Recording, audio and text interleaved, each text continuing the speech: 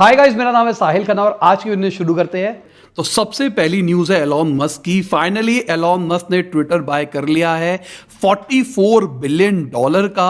बहुत टाइम से स्पेकुलेशन लग रही थी कि भाई लेंगे नहीं लेंगे, तब लेंगे, ये होगा। फाइनली उन्होंने ले लिया है।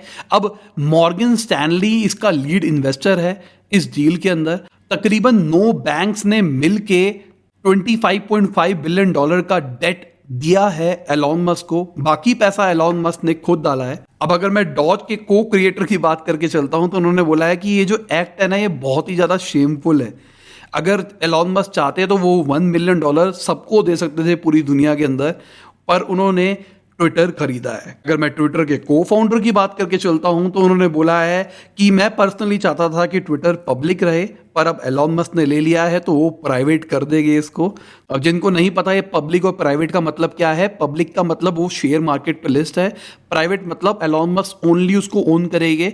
अब पब्लिक के पास में उसके शेयर नहीं रहेंगे क्योंकि एलॉन मस्क ने पहले से ही ये डील कर रखी थी। तो जैक डॉर्सी जो कि को फाउंडर है ट्विटर के, उन्होंने बोला कि मैं चाहता था ये पब्लिक रहे, पर एलॉन मस्क ही एक सिंगुलर सॉल्यूशन है जिनके ऊपर मैं ट्रस्ट करता हूं। अब कहानी ये है, कंपनी तो प्राइवेट हो जाएगी और एलॉन मस्क उसको ओन करेंगे, जो कि मुझे पर्सनली लगता है कि बहुत ही ज़्यादा बड़े मैनिपुलेटर है और उनके हाथ में बहुत ही ज़्यादा अनफेयर एडवांटेज आ जाएगी।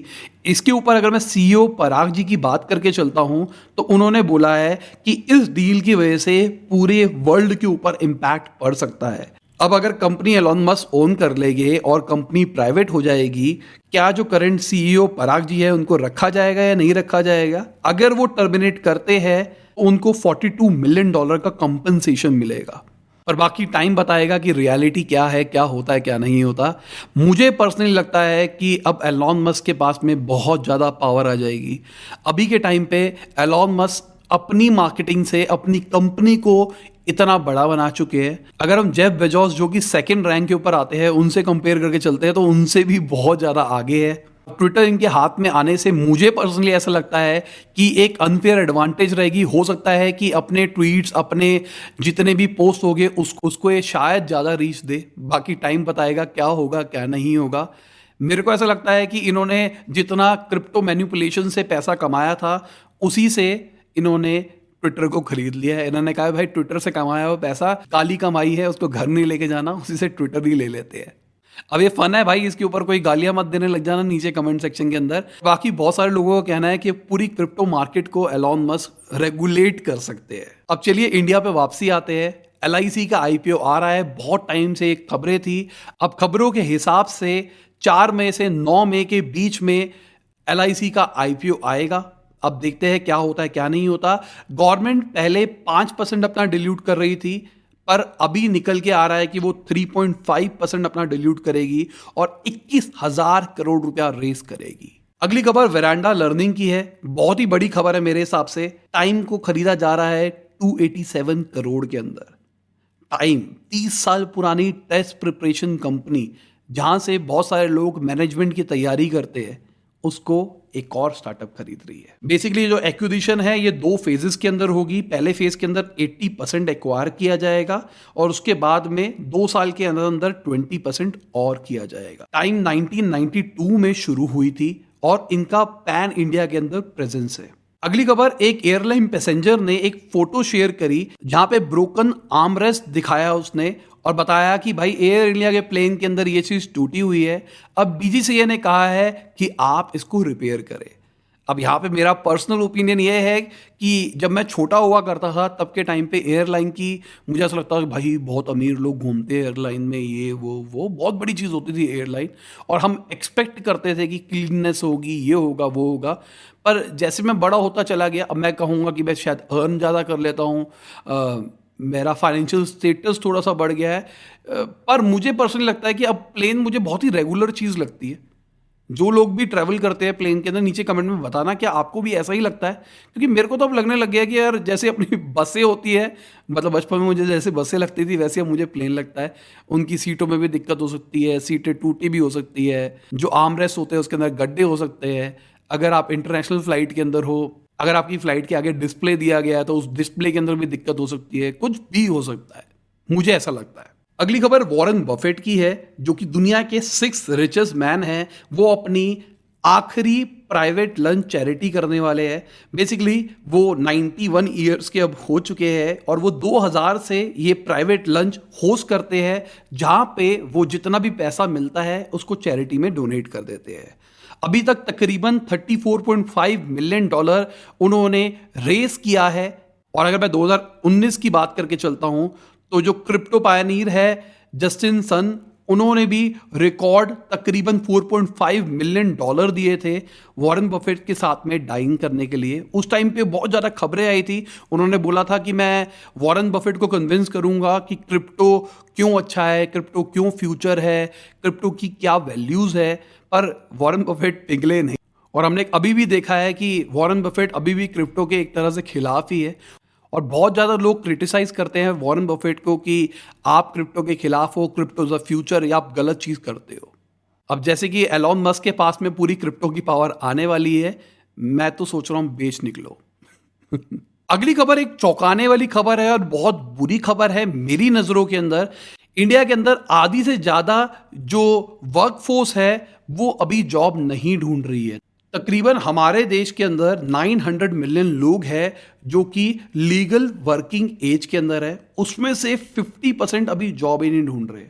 अब ये नया डेटा निकल के आया यार, ये मुझे बहुत ही ज़्यादा दुख हो रहा है ये चीज़ देख के कि मतलब लोग ज़्यादातर जो हम बात कर रहे हैं वो ज़्यादातर शायद उनके पास में फाइनेंशियल बहुत ज़्यादा पैसा पड़ा है, घर में वेला बैठ के किराया खाना चाहते हैं, या फिर कई लोग तैयारी कर रहे हैं। तैयारी के नाम पे भी वो 4-4, 5-5 साल अपनी ज़िंदगी ख़राब कर रहे हैं। यहाँ पे स्टार्टअप नहीं कर रहे हैं लोग। अगर हम ये नहीं कह सकते कि तकरीबन 45 करोड़ के आसपास की आबादी स्टार्टअप प्लान कर रही है, नहीं, 45 करोड़ लोग खाली बैठे हैं घर में और उनका मन ही नहीं है जॉब करने का, जो कि बहुत ही बुरी चीज़ है। अगर हम रजिस्टर्ड स्टार्टअप्स की बात करके चलते हैं तो रजिस्टर्ड स्टार्टअप्स कुछ भी नहीं है ना। अगर मैं CMI की बात करके चलता हूं तो मार्च 22 के अंदर जो हमारी लेबर वर्कफोर्स है वो 3.8 मिलियन घट गई।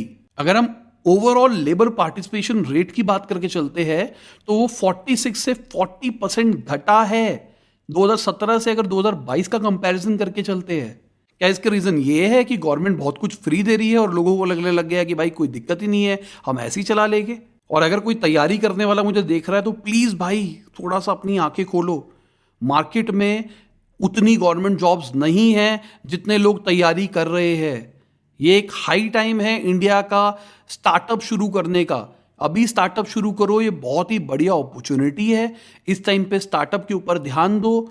आप अपने साथ में कितने लोगों को रोजगार दे सकते हो और आप अच्छा पैसा भी अर्न कर सकते हो। आज सिर्फ क्या चीज़ आपको रोक रही है? आपकी इच्छा काम करने की। डरो मत, शुरू करो, सब कुछ मार्केट में अवेलेबल है। अगली खबर आरबीआई की है। तो आरबीआई ने 1.12 करोड़ की पेनल्टी लगाई है बैंक ऑफ महाराष्ट्र के ऊपर। अब बेसिकली क्यों लगाया गया है? क्योंकि नॉन कंप्लायंस थी, उन्होंने बहुत सारी चीजें पूरी नहीं की। बेसिकली उनको कहा गया था कि आपको इंडिविजुअल कस्टमर्स को यूनिक कस्टमर आइडेंटिफिकेशन कोड्स देने हैं। जितनी भी आपने आउटसोर्स फाइनेंशियल सर्विस करी है उसके अरेंजमेंट्स को भी देखने हैं, उन सबको भी रिव्यू करना है, और इन्होंने नहीं किया है। अगली खबर हमारी फाइनेंशियल मिनिस्टर ने बोला है आरबीआई अब इन्फ्लेशन मैनेज करेगा, पर उसकी वजह से हमारी ग्रोथ के ऊपर कोई हिंड्रेंस नहीं आएगी। अब बाकी ये टाइम बताएगा ग्रोथ के ऊपर हिंड्रेंस आएगी नहीं आएगी। इन्फ्लेशन तो बढ़ रहा है, ये सबको पता है। अगर मैं CII के प्रेसिडेंट की बात करके चलता हूं तो उन्होंने बोला कि इंडिया की जो GDP है वो 7.5 से 8% ग्रो कर सकती है फाइनेंशियल ईयर 23 के अंदर। और अगर मैं इंडिया रेटिंग्स की बात करके चलता हूं तो उनके हिसाब से हाउस प्राइसेस 8% के आसपास बढ़ सकते हैं इस फिस्कल ईयर के अंदर। अगर हम दोनों आंकड़ों को कंपेयर करके चलते हैं तो जिस तरीके से हमारी GDP ग्रो करेगी उसी तरीके से हमारे हाउसिंग प्राइस ग्रो करने वाले हैं, तो बहुत ज़्यादा एडवांटेज नहीं मिलने वाली। अब अगली खबर रिपोर्ट्स के हिसाब से इंडिया और रशिया बातचीत कर रहे हैं अपने कुकिंग कोल की सप्लाईज को रीस्टार्ट करने के लिए। लास्ट ईयर ही इंडिया और रशिया की डील हुई थी जहां पे इंडिया रशिया से कुकिंग कोल इंपोर्ट करेगा, पर ये जो वॉर सिचुएशन है इसके चक्कर में सब कुछ रुक गया। जो वेस्टर्न सैंक्शंस है उसके चक्कर में सब कुछ रुक गया। अभी के टाइम पे इंडिया का जो टॉप कोल सप्लायर है वो ऑस्ट्रेलिया है, और अगर हम उनके रेट की बात करके चलते हैं तो वो $200 से $700 पर टन तक पहुंच गया है। इतना ज्यादा राइज आया है। तो इंडिया शायद रशिया से ले सकता है क्योंकि इंडिया को सस्ते रेट में मिलेगा। रशिया से सब ले नहीं रहे हैं, अब सस्ते रेट में मिलेगा तो लेने में कोई खराबी नहीं है। जैसे अगर मैं इंडिया की बात करके चलता हूं तो इंडिया ने अभी तक सिर्फ 2 महीने के अंदर रशिया का ऑयल 2021 में जितना लिया था उससे ज्यादा ले लिया है, सिर्फ 2 महीने के अंदर। अब कई लोग कहेंगे हमारी गवर्नमेंट वॉर को सपोर्ट कर रही है, पर मुझे लगता है कि भाई इन्फ्लेशन भी बढ़ रहा है, हमको इन्फ्लेशन को भी कंसिडर करते हुए जहां से चीज सस्ती मिल रही है वो लेना एक वाइबल ऑप्शन है। और कुछ न्यूज पहले मैंने आपको बताया था, इंडोनेशिया ने अपने पाम ऑयल के एक्सपोर्ट्स को कर दिया है बैन। अब खबर निकल के आ रही है कि इसके अंदर जो क्रूड पाम ऑयल है वो एक्सक्लूडेड है, मतलब क्रूड को मंगा के यहां प्रोसेस करके बेचा जा सकता है, पर वो प्रोसेस की बात कर रहे थे, प्रोसेस को नहीं किया जा सकता। चलो एक रिलीफ की सांस तो आ रही है। अगली खबर येस बैंक की है, तो उन्होंने इंसॉल्वेंसी प्ली फाइल करी है जी के अगेंस्ट, क्योंकि उनको 468 करोड़ रुपीस डिफॉल्ट करे है जी ने। अब बेसिकली जी का एक वर्टिकल है जी लर्न, उनके पास में नोटिस आया है मुंबई बेंच से कि येस बैंक ने आपको कोई पिटीशन दी है। अब देखते हैं ये चीज भी कहां पे निकलती है। और अभी जी और सोनी की डील होने वाली थी, उसकी खबरें नहीं आ रही है कि उसका स्टेटस क्या है। अब ट्विटर वाली डील हो गई है, क्या पता ये वाली डील भी। अगली खबर एवर रेडी इंडस्ट्रीज की है, तो उन्होंने Q4 ऑफ फाइनेंशियल ईयर 22 के अंदर अपना 38.41 करोड़ का लॉस रिपोर्ट किया है। पर अगर मैं Q4 ऑफ फाइनेंशियल ईयर 21 से इसको कंपेयर करके चलता हूं तो उस टाइम पे 442.53 करोड़ का लॉस रिपोर्ट किया गया था। Q4 ऑफ फाइनेंशियल ईयर 22 के अंदर इनका 17.82% का रेवेन्यू राइज आया है। अगर मैं एक्सपेंसेस की बात करके चलता हूं तो इनके 294.33 करोड़ के एक्सपेंसेस थे फाइनेंशियल ईयर 21 के अंदर। Q4 की मैं बात कर रहा हूं, अभी के टाइम पे वो 41.23 करोड़ हो गए हैं। अगली खबर, यूरोपियन चीफ ने बोला कि इंडिया एक टेक्नोलॉजिकल पावर हाउस है। बेसिकली अभी यूरोपियन यूनियन ने recently he trade and technology council निकाली है, जो कि जितने भी चैलेंजेस आ रहे हैं ट्रेड के अंदर उसको टैकल करने के लिए रखा जाएगा। इसके अंदर टेक्नोलॉजी और सिक्योरिटी भी एक बहुत इंपॉर्टेंट पार्ट होगा। अगली खबर अडानी जी की है, तो वो दुनिया के 5वें सबसे अमीर आदमी बन गए हैं। वॉरेन बफेट से वो ऊपर निकल चुके हैं, फोर्ब्स की लिस्ट में 5वें नंबर पे आ रहे हैं। और मेरे को ऐसा लगता है जिस तेजी से वो बढ़ रहे हैं नंबर 2 पे पहुंच सकते हैं जल्दी। एलॉन मस्क से पूछना ऊपर थोड़ा मुश्किल है क्योंकि वो पहले ही बहुत ज़्यादा आगे है, अब ट्विटर आ जाएगा तो और ज़्यादा आगे पहुंच जाएंगे। अगर मैं अडानी पावर की बात करके चलता हूं ना, तो वो 6th ग्रुप बना है अडानी ग्रुप का, जो कि 1 लाख करोड़ से ऊपर की मार्केट कैप छू गया है। 100% राइज आया है 1 महीने के अंदर। अगर मैं 52 वीक लो की बात करके चलता हूं, जो कि अगस्त 21 के अंदर अचीव किया था उन्होंने, उससे 290% का राइज है। अगली खबर बैंक्स की है, तो बैंक्स ने एनपीसीआई से पूछा है कि यूपीआई के ऊपर क्या आपका स्टांस है क्रिप्टो ट्रेडिंग के अंदर। कुछ टाइम पहले एनपीसीआई से आया था कि हमको तो पता ही नहीं कि यूपीआई भी क्रिप्टो के अंदर यूज होता है। उसके बाद हमने देखा कि सारे के सारे क्रिप्टो वॉलेट्स ने पेमेंट एक्सेप्ट करनी रोक दी, और फाइनली हमने देखा कि अभी यूपीआई की ट्रांजेक्शन नहीं हो रही है। तो एनपीसीआई ने एक वर्बल नोटिफिकेशन दिया था कि आप यूपीआई का यूज नहीं कर सकते। अब ये मांग रहे हैं एक फॉर्मल दो, बताओ कि क्या होना है क्या नहीं होना है। अगर हम अपनी गवर्नमेंट की क्रिप्टो पॉलिसी की बात करके चलते हैं तो बहुत टाइम से बन रही है, देखते हैं कब तक आ पाती है। अगली खबर फ्यूचर ग्रुप की है, तो उनके शेयर्स 20% से ज्यादा घटे जब रिलायंस ने कैंसिल करी उनकी डील, और ये बहुत बुरा हुआ है फ्यूचर रिटेल के साथ। जो मुझे पहले से फॉलो करता है उनको पता है कि मैं इसके बहुत ही ज़्यादा अगेंस्ट था कि अमेजॉन ने बिल्कुल ख़त्म कर दिया फ्यूचर रिटेल को। एक ऑप्शन था फ्यूचर रिटेल का बचने का, पर अमेजॉन ने उसको नहीं होने दिया क्योंकि अमेजॉन का बिजनेस खराब हो जाता, सीधी सी बात यह है। पर कितने लोगों की इसके पीछे नौकरी गई, कितने लोगों का नुकसान हुआ, बहुत मोटा नुकसान हुआ। अब अगर मैं रिपोर्ट्स की बात करके चलता हूं, तो फ्यूचर ग्रुप अब फोकस करेगा रीबिल्डिंग के ऊपर, अपने future lifestyle, future consumer, future supply chain के ऊपर। अगर हम इनके फ्लैगशिप फ्यूचर रिटेल लिमिटेड की बात करके चलते हैं, तो 18,000 करोड़ का डेट है जो कि इनको देना है। अब ये पैसा चुकेगा कैसे, वो तो हमको अमेजॉन वालों से ही पूछना पड़ेगा। अगली खबर दिल्ली गवर्नमेंट की है, तो वो कंसल्ट करेगी फूड एग्रीगेटर से क्लाउड किचन पॉलिसी के रिगार्डिंग। अब देखते हैं क्या होता है क्या नहीं होता है, क्योंकि अभी के टाइम पे 20,000 से ज़्यादा एक्टिव क्लाउड किचन्स है दिल्ली के अंदर, जो कि 2 लाख से ज़्यादा लोगों को एम्प्लॉयमेंट प्रोवाइड करते हैं। और ज़्यादातर लोग जोमेटो से, स्विगी से जुड़े पड़े और उनको कमीशन भी देते हैं। कुछ टाइम पहले किसी ने कमेंट करी थी कि आपने कहा था कि रेस्टोरेंट वाली वीडियो बनाओगे, कब तक वो वीडियो आएगी? एक वीडियो तो निकाल दी है मैंने कल, तो वो एक कोर वीडियो थी मेरी जो कि बहुत टाइम से रुकी पड़ी थी। अब मेरे जो अगली प्लानिंग है वो यही है कि जल्दी से मैं आपके लिए एक वीडियो निकालूंगा जहाँ पे आप फ्री में अपना खुद का क्लाउड चेन चला सकते हैं।